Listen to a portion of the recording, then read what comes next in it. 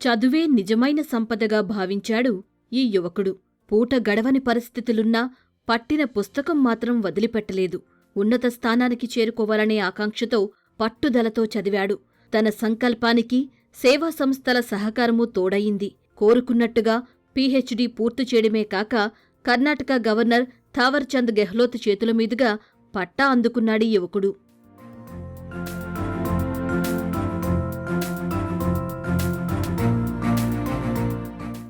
రాయదుర్గం మండలం గలగల గ్రామానికి చెందిన చిదానంద ఓ నిరుపేద కుటుంబంలో జన్మించాడు.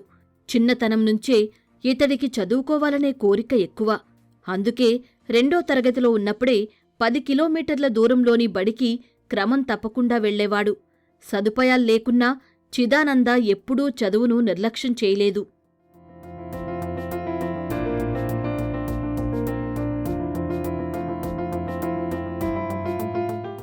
డిగ్రీ ప్రవేశ రుసుము చెల్లించేందుకు డబ్బుల్లేని పరిస్థితి ఎదుర్కొన్నాడు చిదానంద. చదువుపై ఇష్టంతో కూలీ పనికి వెళ్లి మరీ ఫీజు కట్టాడు.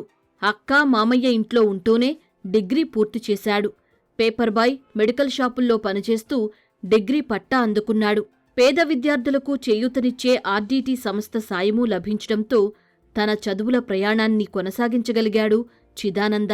ఇంటర్మీడియట్ కంప్లీట్ అయిన తర్వాత అక్కడి నుంచి ఏం చేయాలి అంటే డిగ్రీకి అనంతపూర్ ఆర్ట్స్ కాలేజ్లో అప్లికేషన్ వేసాను. అక్కడ పోవడానికి కూడా ఛార్జీకి ఉండేది కాదు. అలాంటప్పుడు నేను ఒక 2-3 రోజులు 1 వీక్ దాకా బెల్దర్ పనికి వెళ్ళి వచ్చినటువంటి డబ్బులు తీసుకుని ఆర్ట్స్ కాలేజ్కి వెళ్ళి అప్లై చేసినప్పుడు అక్కడ ఆ 2008లో చాలా వరకు ఎడ్యుకేషన్ ఎక్కువగా ఉండేదన్నమాట. సో అక్కడ సీట్ దొరుకుతుందా లేదా అనే భయంతో అయినా కానీ 2 విధాలుగా వేసేవాడిని, ఈహెచ్పికి టీహెచ్పికి. టీహెచ్పి అంటే తెలుగు స్పెషల్ తెలుగుకి, ఈహెచ్పి అంటే ఎకనామిక్స్, హిస్టరీ, పొలిటికల్. వీటికి రెండింటికి కూడా అప్లై చేశాను. కానీ కాల్ లెటర్ వచ్చింది నాకు ఫస్ట్గా ఈ టీహెచ్పికి దానికి వచ్చింది. సో ఏదో వచ్చిందని అక్కడ అడ్మిషన్ అయిపోయాను. అక్కడ నేను చేస్తున్నప్పుడు నా ఎడ్యుకేషన్కి నేను హాస్టల్ ఫీజుకి కట్టుకోవడానికి కూడా నేను అక్కడ ఒక పనిగా వెళ్ళేవాడిని. ఈనాడు బాయ్గా నేను పేపర్ బాయ్గా వేసేవాడిని. అది కాకుండా అక్కడ నాకు మెడికల్ రిప్రజెంటేటివ్ అంటే మెడికల్ ఏజెన్సీ లాగా నేను వెళ్తే ఫర్ మంత్ 1000 రూపీస్ ఇచ్చేవాళ్ళు. అక్కడ పార్ట్ టైం జాబ్గా వెళ్ళేవాను. అది చేసుకుంటూ పేపర్ వేసుకుంటూ నేను డిగ్రీని కంపల్సరీగా ఫస్ట్ ఇయర్ కంప్లీట్ చేశాను. ఎగ్జామ్స్ ఎప్పుడు లాస్ట్ 3 months ఉన్నప్పుడు నేను చదువుకొని దాన్ని డిగ్రీని ఫస్ట్ సెమ్ని కంప్లీట్ చేశాను అనమాట, ఫస్ట్ ఇయర్ని. బిఈడీ చెయ్యాలనుకున్న చిదానంద ఒక ప్రొఫెసర్ సూచన మేరకు దారి మార్చుకున్నాడు. పీహెచ్డీ వైపు అడుగులు వేశాడు. బెంగళూరు విశ్వవిద్యాలయంలో తెలుగు విభాగంలో పరిశోధనా విద్యార్థిగా చేరాడు. ఆర్థికంగా కుటుంబానికి భారం కావద్దనే ఉద్దేశంతో హోటల్లో సర్వర్గా చేరి తన అవసరాలను నెట్టుకొచ్చాడు. ఆశయాన్ని నెరవేర్చుకునేందుకు ప్రొఫెసర్లు అడుగడుగునా ప్రోత్సహించారంటున్నాడు చిదానంద. సో నేను డిగ్రీ కంప్లీట్ చేసిన తర్వాత అక్కడ ఎస్కే యూనివర్సిటీలో ఉండేటటువంటి తిప్పేస్వామి అని లా డిపార్ట్మెంట్లో గెస్ట్ ఫ్యాకల్టీగా పనిచేస్తున్నాడు అనమాట. అతను ఇక్కడ బెంగళూరుకు వచ్చినప్పుడు ఏదో సెమినార్గా వచ్చినప్పుడు ఇక్కడ తెలుగు డిపార్ట్మెంట్ ఉండేది చూశాడు. అక్కడ చూసిన తర్వాత మాకు అంటే మా పిన్నమ్మకు రిలేషన్ అతను. అప్పుడు ఈ పిన్నమ్మల ఇంటికి వచ్చినప్పుడు అతను ఒక మాట అన్నాడు నా దగ్గర, బాబు నువ్వు ఏది డిగ్రీలో చేసినది అంటే స్పెషల్ తెలుగు అన్నా. అంటే ఇలా బెంగళూరులో ఉన్నప్పుడు తెలుగు డిపార్ట్మెంట్ చూశాను, ఒకవేళ నీకు ఇంట్రెస్ట్ ఉంటే పీజీకి అప్లై చేసుకున్నట్టుంటే ఆడ బెంగళూరులో తెలుగు ఉంది, అప్లై చేసుకున్నాయినా అన్నాడు. సరే అన్న, సరే చూద్దాము అన్నాను.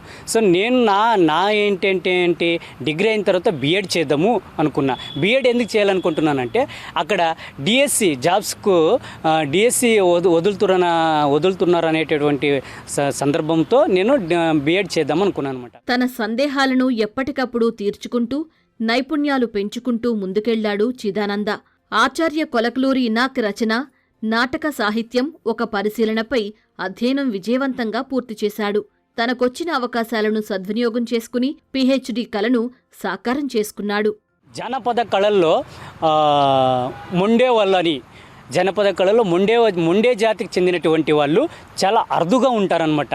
అరుదుగుండాలు వాళ్ళని కింద స్థాయి నుంచి ఒక స్థాయికి తీసుకొచ్చి వాళ్ళు ఏంటి, వాళ్ళ జీవనం ఏంటి, వాళ్ళ స్థితిగతి ఏంటి అనే దానిపైన అంశం పైన చేయాలని ఒక టాపిక్ తీసుకున్నాను. నెక్స్ట్ హెచ్జిటి చంద్రశేఖర్ గారి నవల సాహిత్యం లేదా నాటక సాహిత్యం గురించి చేయాలనుకుంటున్నాను, అదొకటి. తర్వాత ఈ ఆచార్య కొలకలూరి ఇనాక్ గారి నాటక సాహిత్యం ఒక పరిశీలన పైన చేయాలనుకున్నాను. తర్వాత అదేవిధంగా ఈ ఎడ్జిటి చంద్రశేఖర్ గారి నవలలు ఒక పరిశీలన పైన చేయాలనుకుంటున్నాను. తర్వాత ఎండ్లూరు సుధాకర్ గారి మానవత విలువలపైన, నవలల్లోని మానవత విలువలపైన చేయాలని ఇలా నా ఐదు అంశాలని ఎంచుకున్నా. ఎంచుకున్న తర్వాత ఫైనల్గా నేను మేడం ఆచార్య కులకులూరి ఇనాక్ గారి నాటకాలపైన చేయాలనుకుంటున్నాను మేడం. అంటే మేడం వద్దునైనా అది మన తండ్రి, సో అలా మనం ఇస్తే బాగుండదు అనింది. లేదు మేడం నేను చేస్తాను, ఏం కాదు ఇవ్వచ్చు అనిన తర్వాత అప్పుడు మేడం సరేనైనా తీసుకో అని చెప్పిన తర్వాత నేను సరే కంటిన్యూ చేశాను. పీహెచ్డీ పూర్తి చేసిన యూనివర్సిటీలోనే చిదానంద అతిథి అధ్యాపకుడిగా అవకాశం దక్కించుకున్నాడు. తెలుగు విభాగంలో ఇతర రాష్ట్రాల యూనివర్సిటీల్లోనూ అవకాశాలున్నట్లు ఎక్కువ మందికి తెలియదని, ఆసక్తి ఉన్న విద్యార్థులకు ప్రోత్సాహమిచ్చేందుకు తానెప్పుడూ సిద్ధం అని అంటున్నాడు. కర్ణాటక గవర్నర్ థావర్చంద్ గెహ్లోత్ చేతుల మీదుగా పీహెచ్డీ పట్టా అందుకునే స్థాయికి చేరుకోవడం ఆనందంగా ఉందని చెబుతున్నాడు. నేను ఇక్కడనే డిపార్ట్మెంట్లో గెస్ట్ ఫ్యాకల్టీ చేస్తున్నాను. ప్రస్తుతానికి నా జీవితం గడపడానికి ఈ తెలుగు డిపార్ట్మెంటే నాకు ఇచ్చినటువంటి ప్రొఫెసర్ ఆచార్యజ్యోతి మేడమే నా జీవితానికి ఒక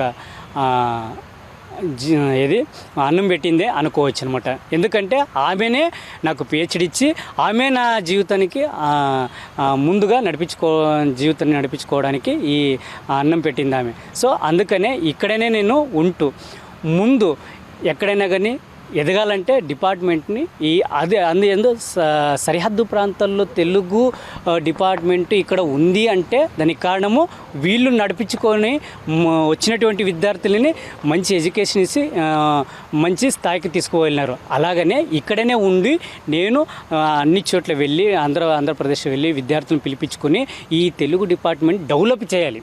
అంటే ఈ అదర్ ప్రాంతాల్లో కూడా, సరిహద్దు ప్రాంతాల్లో, కర్ణాటక ప్రాంతాల్లో కూడా తెలుగు ఉంది అని అవేర్నెస్ మన ఆంధ్రప్రదేశ్లో పిల్లలకి అవేర్నెస్ అనేది చూపించాలనేది నా ఉద్దేశం. అన్ని అవకాశాలు ఉన్నా కొంతమంది చదువును నిర్లక్ష్యం చేస్తుంటారు. కాని ఎలాంటి సౌకర్యాలు లేకున్నా ధైర్యంతో ముందుకు సాగి స్వప్నాన్ని నెరవేర్చుకున్నాడు చిదానంద.